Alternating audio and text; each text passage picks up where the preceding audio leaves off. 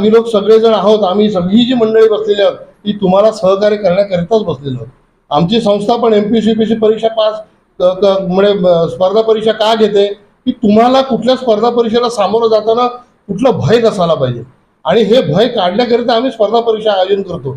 5वी ते 10वी पर्यंतच्या आम्ही मॅडम स्पर्धा परीक्षा आयोजित करतो आणि आम्ही IAS IPS अधिकारी आणून त्यांना मार्गदर्शन करतो. आता आमचे कोकण आयुक्त आपले हे आहेत जाधव साहेब, ते जाधव साहेबांचं ते एवढं उत्तम मार्गदर्शन असतं की विचारू नका. आणि ते प्रत्येक वेळेला एक दोन महिन्याने आम्हाला बोलवतात की बाबा काय चाललंय. आणि आमच्या संस्थेचं एक उद्दिष्ट आहे की आपल्या ह्या म्हसळा श्रीवर्धन तळा तालुक्यातून एक तरी सनदी अधिकारी व्हावा, आणि तो सनदी अधिकारी बनेपर्यंत आमच्या साऱ्यांचे प्रयत्न सुरू राहणार आहेत. आणि त्या प्रयत्नाला आपण सगळ्या शिक्षणप्रेमींनी सहकार्य करावं हीच मी तुम्हाला विनंती करतोय.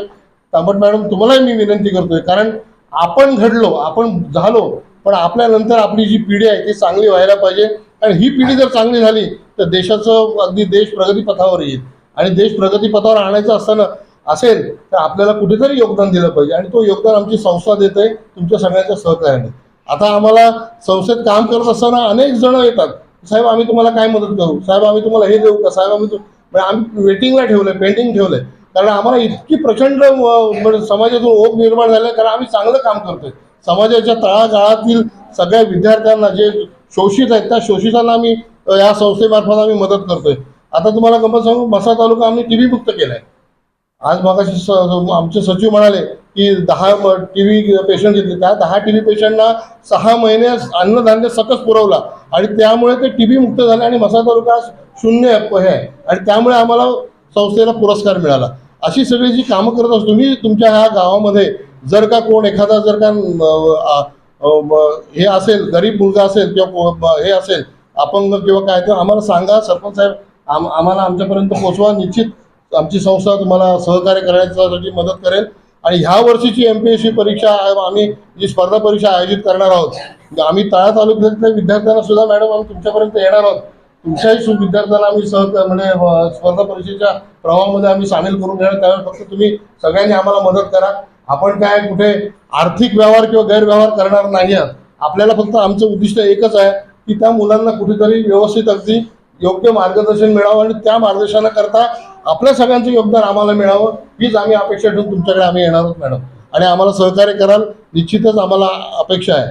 आणि अशा तऱ्हेने आपण सगळ्यांनी इथे उपस्थित राहिलात, सगळ्यांचं मान सन्मान केलात, सर्वांना आदर सत्कार केला, त्यामुळे सर्व शिक्षकांचे मी अत्यंत म्हणजे आभार व्यक्त करतो. कार्यक्रमासाठी व्यासपीठावर विराजमान झालेले आजच्या कार्यक्रमाचे अध्यक्ष तथा या गावचे सरपंच आदरणीय जगन्नाथजी तांडेल सर, या संस्थेचे अध्यक्ष आदरणीय श्री लाड सर, उपाध्यक्ष विचारे सर, उर्वरित सर्व संस्थेचे सदस्य मंडळी, माझे समवेत आलेले विस्तार अधिकारी तथा तळ्याचा संपूर्ण भार कळणारे.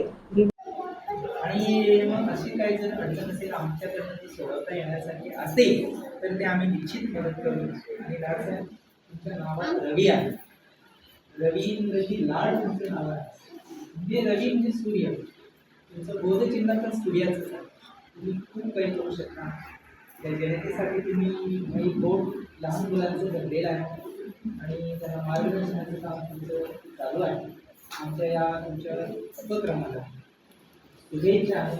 तुमची संस्थेचा जो वेल आहे तो असा प्रगतीशील प्रभाव, म्हणजे तुम्ही अध्यक्ष आहात, उपाध्यक्ष आहेत, सर्वसंघ सदस्य आहेत, सर्व सचिव आहेत, त्याच्यानंतर तुमची सगळे मंडळी आहेत, त्या सगळ्यांच्या कामाला आमचा शुभेच्छा आहेत.